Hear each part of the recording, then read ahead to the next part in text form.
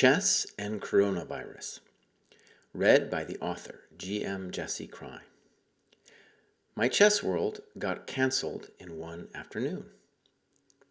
My trip out of the St. Louis Chess Club to be the resident GM was cancelled. The Denver Open was cancelled. My kids' daycare was cancelled. And several promising students cancelled, saying they could no longer afford lessons. For several months, I had been trying to make a comeback. I wasn't going to ever be world champion or anything, but if I could get my rating back over 2,500, maybe the St. Louis Chess Club would invite me to play in one of their events. And maybe in a couple years I could qualify for the U.S. Senior Championship, and even dream of playing for the U.S. Senior team. With one round a day and a social distance of at least 4 feet from the next board, the calm dignity of tournaments like those is the closest I've come to being part of a spiritual gathering. But to get to that promised land, I'd need the 2,500. And getting back to 2,500 would mean playing in weekend Swiss tournaments until I had planted my flag on the corpses of 60 10-year-olds with a Puzzle Rush score over 40. It's hard to imagine the usual American weekend Swiss not getting canceled, at least as we knew it. The transmission of bacteria and viruses begins with a cordial handshake before the first round on Friday night. Then they start breeding. Our lack of sleep and the anxiety of battle helps them crawl into us. Every male chess player has smelled the microbial world when they run from their board for a nervous pee and open the moist bathroom door. By the Sunday rounds, the potty is a sulfurous purgatory. Every male chess player has seen the scraps of toilet paper stomped into a floating debris, the shoe prints on the toilet bowl, the brown paper towels flowing out from the bin onto the floor like lava. So yes, dear friends, our tournaments have been a dance hall for all the little things that feed on our skin, gut, and lungs. We obviously share more than just the game, but let's move on. Dinner with Kasparov. Imagine a darkly lit cavernous room with older Italian gentlemen pouring you wine so smooth it wears a sweater. Earlier that evening, I stepped off the plane to get a text from Joy Bray, the director of the World Chess Hall of Fame in St. Louis. Would I like to have dinner with Kasparov? Boy, howdy, yes I would. Great, pick you up in 1 hour. There were about 8 of us around a large circular table, and at some point Joy asked us what we thought of the newer and faster time controls. Well, listen to my rant. I am opposed. The beauty of chess is found in the depths of its moves and strategic conceptions. Chess fans want to sense the sublime when they experience a game. And the reason the World Championship is so popular beyond the chess world is because it's a proxy for the questions, who's the smartest, and what does smart look like? If we make the game any faster, we will cheapen it into a video game. We will make it an e-sport. Many answers were given on both sides of this argument, and Kasparov came last. He said something like, "Look, everyone is making emotional arguments based on their personal connection to the game. But the trend is obvious. Chess is getting faster." My fight with Greg. You might know my worthy foe as the brother of Jen Shahad, or simply the lesser Shahada. But behind the scenes, I Am Greg Shahada has guided at least 2 commendable projects. He founded the U.S. Chess School, which has been elevating the game of our most talented youth for years. And he started the U.S. Chess League, the first online team event, and that has since evolved into the Pro Chess League. My dispute with Greg started long before I realized I was on the wrong side of Kasparov's trend. Greg wants chess to be faster. He wants blunders and commentators screaming stuff like, man down, better get the medics out here quick." And stuff like, oh no, dude is gonna fly off the top rope, this one's gonna hurt." Now, please note, when Greg and I argue with each other, we couch our arguments in the context of how we can make chess more popular. It's as if we were in an existential battle and we find ourselves saying things like, if we don't get faster, we will die. But look, both Greg and I are fooling ourselves. When we argue, I think we are actually sublimating our most intimate moments in chess. Greg came up playing Blitz, a jocular blitz in parks and online. That's how he got good, and that's what he's good at. He is my enemy. My chess study involves taking a score sheet of a long game I've played against someone strong and analyzing that things for days in a handwritten notebook with a nice wooden set. I enjoy thinking about how a shift in pawn structure shifts the careers of each piece, some becoming unemployed, others finding themselves suddenly the head of a promising new startup. I enjoy solving studies that take hours to solve. And Greg is working tirelessly to undermine the spiritual wonder and solitude of that work. Thinking Fast and Slow. That is the title of a weighty tome by the Israeli psychologist Daniel Kahneman. You can read a more accessible take by Michael Lewis, the guy who wrote The Big Short, and that's called The Undoing Project. But let me give you my layman's understanding of Kahneman's thinking and how it relates to chess. Your body has two kinds of muscles, slow twitch and fast twitch. You need the slow ones to do construction work all day and to run a marathon. You need the fast ones to do a bench press and run a sprint. Chess isn't any different. You've got the instant and intuitive reactions of a blitz game, and you have the deep thinking of a 5-hour game. And Kahneman wants to say that they are two different games. A blitz player like Greg often experiences moments where he feels like he is in a groove, and he's somehow able to make all the right moves, as if he understands what is going on in the position. And that optimistic euphoria is the hallmark of thinking fast, and we have all felt it, both in chess and our daily lives. We need that false overconfidence to overcome the massive uncertainty inherent in all the little decisions that we have to make every day. Simply put, our species could not exist without fooling ourselves into thinking that we knew what was going on. Kahneman's articulation of what fast thinking is opened my eyes to what I'd sensed in Blitz for decades. In a blitz game, you are not seeing the situation as anything new or unique. You are using a rough and tumble summation of all your past experiences to quickly make a decision. So the moves you play in a blitz game are actually the moves you've played before. When you are playing fast, you are only looking for the things you already know. And yet, every player who has spent some time analyzing a position knows that there are an entire host of unknown factors and variations that they don't yet know and don't even have a vocabulary for. And that's what thinking slow is for. But thinking slow is harder, much harder. A study recently found that guys like Fabi burn up to 6,000 calories a day sitting at the board, 3 times more than your average person. And I can report to my shame that even though I preach a lot about how you should study your own games in a notebook, there have been numerous times in which I have not found the spiritual energy to do it.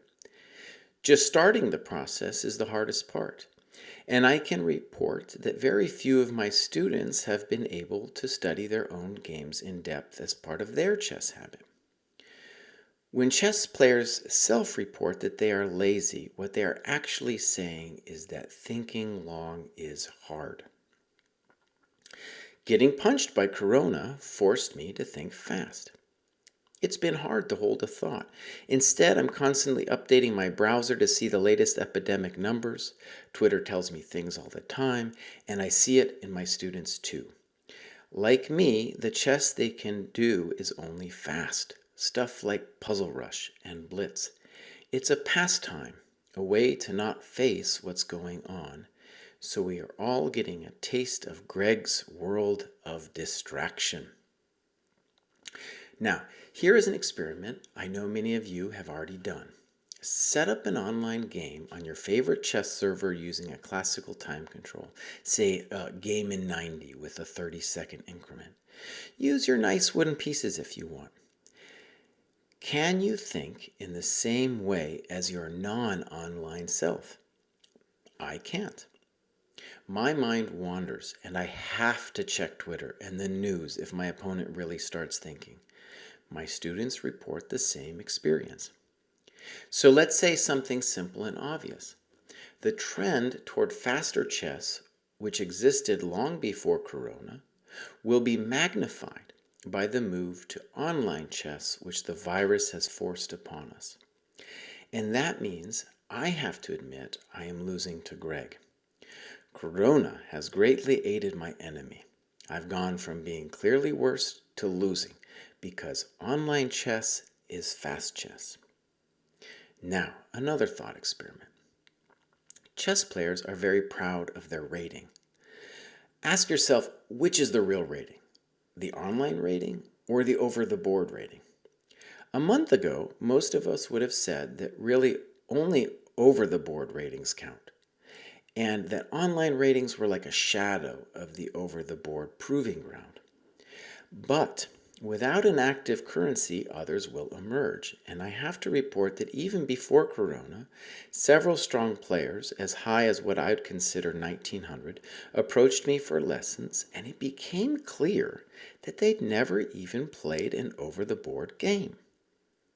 These are players with a tactical awareness, a well-oiled opening repertoire, and even a rudimentary endgame understanding. So, here is a simple prediction. The longer Corona lasts, the more online chess will come to be seen as the real chess. Let's talk about cheating. Online chess has historically not been taken seriously because of cheating. It's a stigma. But cheating online isn't as easy as it used to be. Not too long ago, cheating claims would be mediated by a weak GM like myself who would somehow try to divine if something looked suspicious. But now, the big sites like chess.com are developing sophisticated algorithms to catch the cheaters. And what the cheaters soon realize is that the danger is not having some chump like me look at just one of their games. They have to fear that the algorithms are going to comb through all of their moves.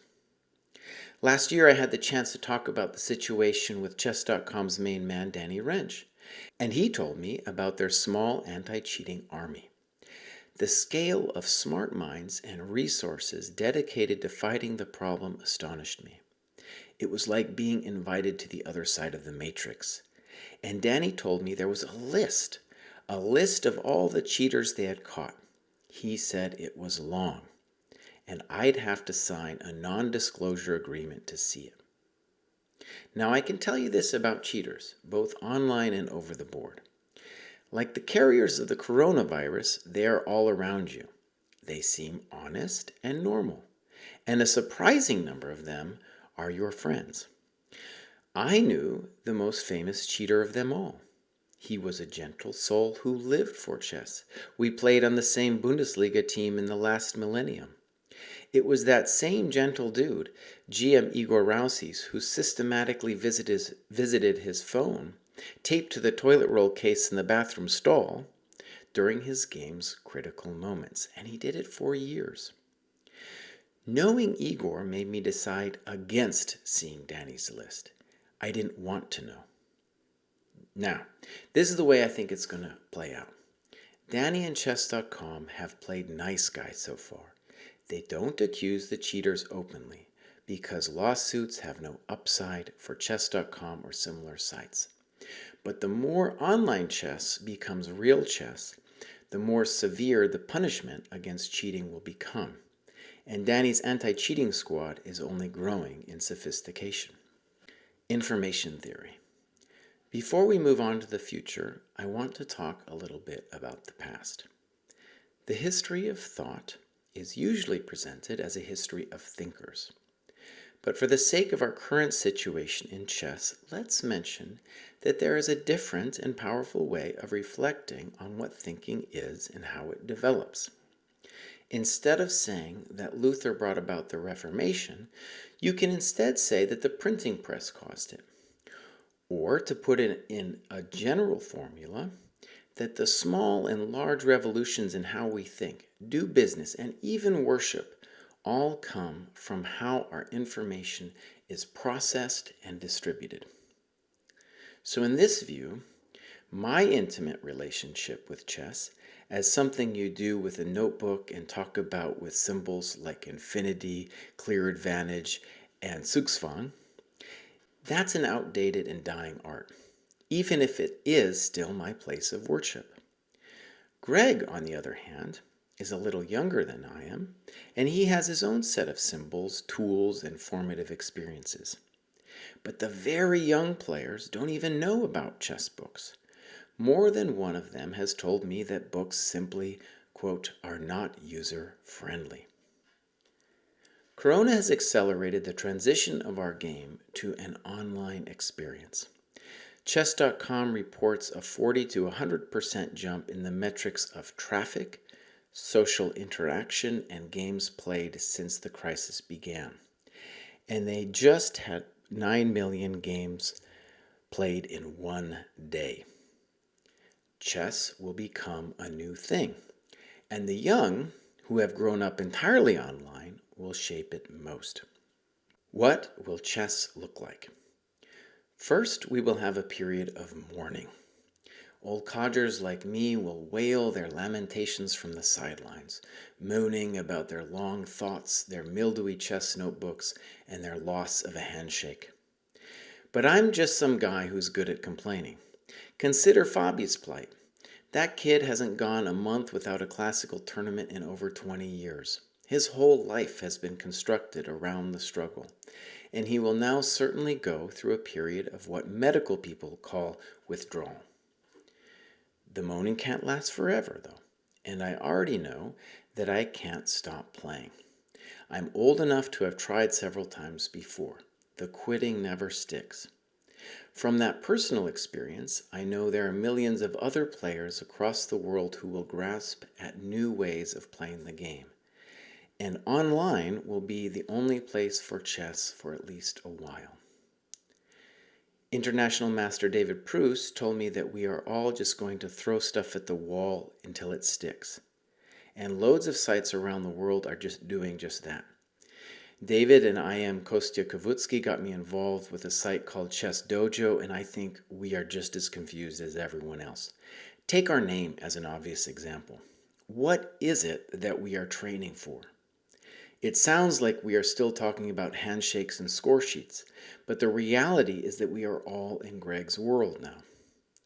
The first week of Chess Dojo was all about clutching onto the past with the weapons of the young. We did Twitch streams and YouTube videos about the 2020 Candidates Tournament. And that was lovely. It doesn't get much better than thinking along with the top players in the world in real time while jacked up on morning caffeine. But then that light went out, and it's not clear when or how the Candidates Tournament can be rebooted. We just played a vote chess game against a group of players called Chess Patzer UK. Yes, it was hard to calculate and think deeply while being online, and that is our official excuse for losing the game to a proud group of Patzers. But vote chess was also new and fun. Hearing other people's thoughts as you play is certainly part of the new chess experience. And of course, you can't complain too much about a world where you can watch and even interact with some of the world's strongest players as they play and stream over Twitch. Chess Dojo will soon have team events against other sites, and we will train for those events over Twitch and our Discord server. How we train and what kind of event we are training for is obviously totally unclear, something we will have to figure out as we go along. Maybe we can follow the lead of the San Francisco Mechanics and Charlotte Chess Clubs who are hosting training camps online. It seems strange when you look at it from where chess used to be, when teams were all bound to some physical location. Now it starts to feel natural that a team can come from all over the world, that your sense of belonging can come from interactions with people you've never met in real life. For my part, I will continue my long struggle with Greg. I will hack out some small corner of the world where he can't find me and where chess can still be played long.